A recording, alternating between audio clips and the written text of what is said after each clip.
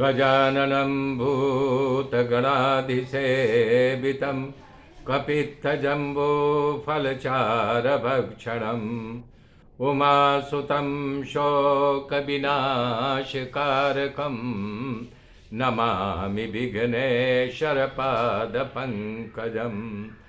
गुरुर्ब्रह्मा गुरुर्विष्णु गुरुदेव महेश्वर गुरु साक्षात् परब्रह्म तस्मै श्री गुरुवे नमः। तस्मै श्री गुरुवे नमः। या कुन्देन्दु तुषारहार धवला या शुभ्रवस्त्रावृता या वीणाभरदण्डमण्डितकरा या श्वेतपद्मासना या ब्रह्माच्युतशङ्कर पवित्रभिर्देवैः सदा वन्दिता। सा मां पातु सरस्वती भगवती निःशेषजाड्यापः निःशेषजाड्यापः। हरिः हरिः ओम् हरिः हरिः ओम्। श्रीमन्नारायण नारायण हरि हरि श्रीमन्नारायण नारायण हरि हरि श्रीमन्नारायण नारायण हरि हरि श्रीमन्नारायण श्रीमन्नारायण नारायण हरि हरि श्रीमन्नारायण नारायण हरि हरि श्रीमन्नारायण नारायण हरि हरि श्रीमन्नारायण नारायण हरि हरि श्रीमन्नारायण नारायण हरि हरि श्रीमन्नारायण नारायण हरि हरि श्रीमन्नारायण नारायण हरि हरि हरि ओम। मेरे मित्रों, कल मैंने बताया था कि प्राचेताओं को विष्णु भगवान की भक्ति सुना करके शिव जी अंतर ध्यान हो गए सरोवर में, जहाँ कि आए हुए थे प्राचेताओं। तो रुद्र गीता भगवान शिव ने सुना करके अंतर ध्यान हो गए। तो उस रुद्र गीता का पाठ करते करते प्राचेताओं ने 10,000 वर्ष तक वहीं खड़े खड़े पाठ करते रहे। तब प्राचेताओं के पिता प्राचीन बहिर्षद राजा बहुत नाराज हो गए और उनका चित्त खिन्न हो गया। तब नारद जी के पास गए और उनसे कहा कि बताइए क्या उपदेश दिया हमारे बच्चों को, क्या करूं। तो नारद जी ने कहा, हे राजा, आप सभी प्रकार के कर्मों को जिस प्रकार से कर रहे हैं, कल्याण करने के लिए भाग रहे हो, हे महाराज, दुख से निवृत्ति के लिए केवल एक ही कारण हो सकता है। वो कारण क्या है? केवल हरि को प्राप्त करना और उनमें अपने मन को लगा देना। राजा प्राचीन बहिर्षद ने प्रश्न किया, हे प्रभु, मेरी बुद्धि कर्म मार्ग में फंसी हुई है, इसलिए कल्याण का रास्ता मुझे सुझाई नहीं दे रहा है। मैं जानता हूँ आप मेरे पर कृपा करने के लिए विमल ज्ञान का उपदेश करो, जिससे मैं कर्म बंधन के इस फांस से मुक्त हो जाऊँ।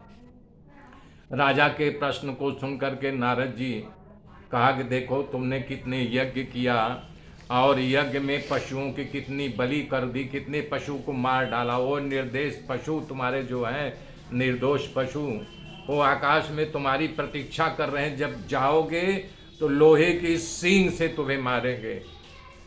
अब इसको जो है नहीं कि तुम कैसे तुम्हारा कर्म बंधन कटेगा। तब बता रहे हैं, इसमें मैं तुम्हें एक प्राचीन इतिहास सुना रहा हूँ। तो नारद जी कह रहे हैं कि राजा सुनो, कि पूर्व में एक पुरंजन नामक राजा था, उसका नाम यशस्वी था। उसका नाम जो है दूसरा बता रहे हैं कि अभिज्ञान था। और वो पूरे संसार में अपने रहने के लिए जगह ढूंढा, कहीं उसको मिला नहीं। ढूंढते ढूंढते वो हिमालय के तराई में पहुंच गया। तो वहाँ देख रहा है एक नगर है जिसमें 9 दरवाजे हैं, और उसमें प्रवेश कर गया। जब उसमें प्रवेश कर गया तो बड़े सुलक्षणों से युक्त था, सारी संपदा वहाँ दिखाई दे रही थी, रमणीय था, सुशोभित था। राजा उस दिव्य नगर में जब प्रवेश किया तो वहाँ उपवन में एक सुंदरी खड़ी थी। वो सुंदरी, अनेक स्त्री पुरुष उसकी सेवा कर रहे थे। तो बता रहे हैं कि वो पुरंजन जब वहाँ गया तो उस सुंदरी को देख करके उसके मन में, उसका हृदय जो है घायल हो गया। तो उसने पूछा कि हे सुंदरी, आप कौन हैं, तुम्हारे पिता कौन है? हे देवी, तुमको देख करके मेरे मन में बेकाबू हो गया मेरा मन, काम देवता हमारे ऊपर प्रबल प्रकोप कर दिए है। मैं तुम्हें पाने के लिए लालायित हूँ। यदि तुम मानव हो तो तुम मुझसे विवाह करो, इस नगर की शोभा बढ़ाओ। और वो स्त्री भी तैयार बैठी थी कि कोई पुरुष हमारे लिए मिले तो मैं उससे शादी करूं। तब वो मुस्करा करके पुरंजन को शादी का निमंत्रण दे दिया, दोनों का विवाह हो गया। राजा वर्षों तक अनेक भोगों को भोगता रहा। यदि वो स्त्री राजी तो पुरंजन राजी, स्त्री अगर नाराज हो गई तो मानो उसका सर्वस्व, सारे जहां का धन संपदा लूट गई हो। एक बार पुरंजन शिकार करने गए, बहुत से पशु पक्षियों को मारा, और जब आए तो देखे कि उसकी स्त्री जो है यानी कि बेसुध होकर के पड़ी थी, जैसे नाराज अवस्था में। तो उसका पैर पकड़ करके मनाने लगे कि बताओ तुम्हें क्या हो गया, तुम बताओ तुमको मैं कैसे खुश करूं, तुम्हारे सिवा मुझे कुछ अच्छा नहीं लग रहा है। यदि उसकी राजी स्त्री हो गई तो समझो कि वो बहुत प्रसन्न हो गया। इस प्रकार से भोगते भोगते युवानी क्षण भर में चली गई। उसके यहाँ 1100 पुत्रों का जन्म हुआ और 110 कन्याओं का जन्म हुआ। बता रहे हैं कि इसी प्रकार पांचाल देश के राजा के यहाँ उसके सब यानी पुरंजन के पुत्रों का विवाह किया। इस तरह से यहाँ 100 पुत्रों का, एक एक के लिए 100 पुत्रों का जन्म हुआ। पूरा पांचाल देश इनके वंशवेला से भर गया। उस समय चंडवेग नामक राजा अपने 360 सैनिकों को लेकर के वहाँ आक्रमण किया। जो 360 गंधर्व थे उनकी पत्नियां भी थी उनके साथ में। इस प्रकार से 720 लोग हो गया। इनको रोकने के लिए एक 5 फन वाला नाग जो है उस शरीर के, उसका नहीं की रक्षा कर रहा था। वो 5 फल वाला बूढ़ा हो गया, पुरंजन की रक्षा करता रहा, उसका कुछ नहीं चला। तब सब नगर में प्रवेश कर गए। जो 100 वर्षों तक लड़ रहे थे यवनों का, राह देख करके वहीं बैठे थे, वो सब नगर में घुस आए और नगर की दीवारों को तोड़ने लगे। नगर का सब ऐश्वर्य लुट गया। राजा पुरंजन चिंतित हो गया, इससे छूटने का कोई उपाय उसको नहीं मिला। परंतु भोग की लालसा से दीन बने पुरंजन को इस नगर को छोड़ने की इच्छा नहीं थी, फिर भी छोड़ना पड़ा। पुरंजन नगर को छोड़ कर के गया, तब अंदर घुसे प्रजावरे सारे नगर में आग लगा दी। नगर भड़ भड़ करके जलने लगा, हाहाकार मच गया। तभी एक महान बलशाली यवनराज पुरंजन को बांधा और उसको खींचने लगा। जब खींचने लगा तो जाते जाते उसकी स्त्री की याद बनी रही। तो उसने जब इस देह को छोड़ा तो स्त्री रूप में विदर्भ देश के यहाँ राज सिंह के यहाँ स्त्री के रूप में उसका जन्म हुआ। जब वो स्त्री बड़ी हुई तो उसे पांड्य के राजा मलयाध्वज के साथ विवाह हुआ। मलयाध्वज की सेवा करने लगी। एक दिन अचानक उसकी मौत हो गई मलयाध्वज की। जब उसकी चिता जलाने की तैयारी होने लगी तो ये उसकी औरत जो है कि बोले कि मैं इसी के साथ जल जाती हूँ, पति के साथ चिता में आत्मदाह कर ले रही हूँ। जब उसकी ऐसी इच्छा हुई तभी उसका पुराना मित्र वहाँ आया, स्त्री से कहने लगा कि तुम कौन हो, किसकी पुत्री हो, हाँ तुम्हें कुछ याद है, ये चिता पर जो लेटा हुआ है ये कौन है, मुझे पहचान रही हो? हम दोनों मित्र हैं, हम दोनों जो है मानसरोवर के हंस थे। हे मित्र, तुमको भोग भोगने की प्रबल इच्छा हुई तो इसलिए तुम जो है इस शरीर को धारण किया। पुरंजन मतलब जीव, उसका मित्र अभिज्ञान यानी ईश्वर, 9 दरवाजा वाला नगर यानी मानव देह। नगर में 5 बगीचा, शब्द स्पर्श रूप रस और गंध। मानव देह रक्षक यानी प्राणवायु। मानव देह रूपी नगर में 3 कोठा, पृथ्वी, जल और तेज। इस प्रकार से वो बता रहे हैं कि इस नगर में 6 व्यापारी, 5 ज्ञानेंद्रिय और मन।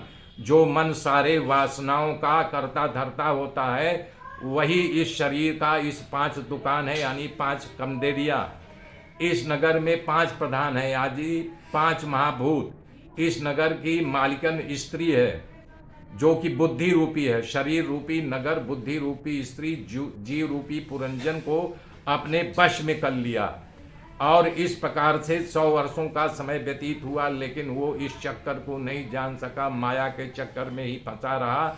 उसका मित्र अभिज्ञान कहा, तुम देखो, रो मत, कारण न तुम कोई स्त्री हो न कोई पुरुष हो, ये सब भगवान की माया है। तुम्हें भोग भोगने की इच्छा हुई थी, तुम्हारा संकल्प था। इस प्रकार से नारद जी ने प्राचीन बहिष्सर राजा को कथा सुनाया। कहा, हे राजा, ये अविद्या के कारण परमात्मा के स्वरूप आत्मा के जन्म मित्र रूपी अनर्थ परमात्मा की प्राप्ति हुई।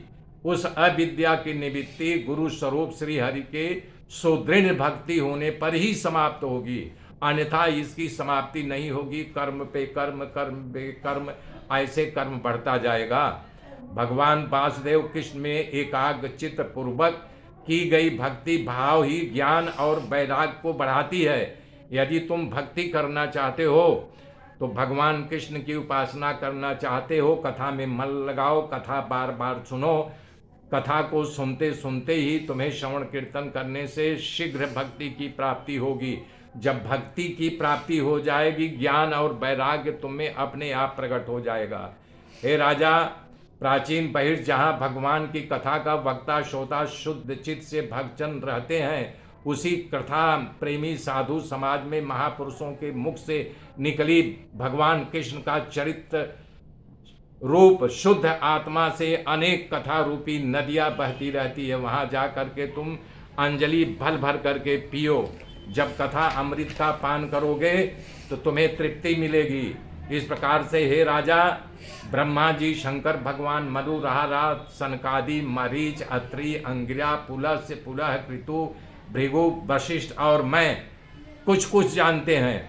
और हम कितने यानी कि ब्रह्मवादी मुनियों हैं, हम सभी वांगमय अधिकृति को जानते हैं। और फिर भी उपासना और समाधि द्वारा उसकी खोज करने से थक गया, हार गया, फिर भी सर्वेश्वर सर्व साक्षी परमेश्वर को आज तक नहीं दे पाया।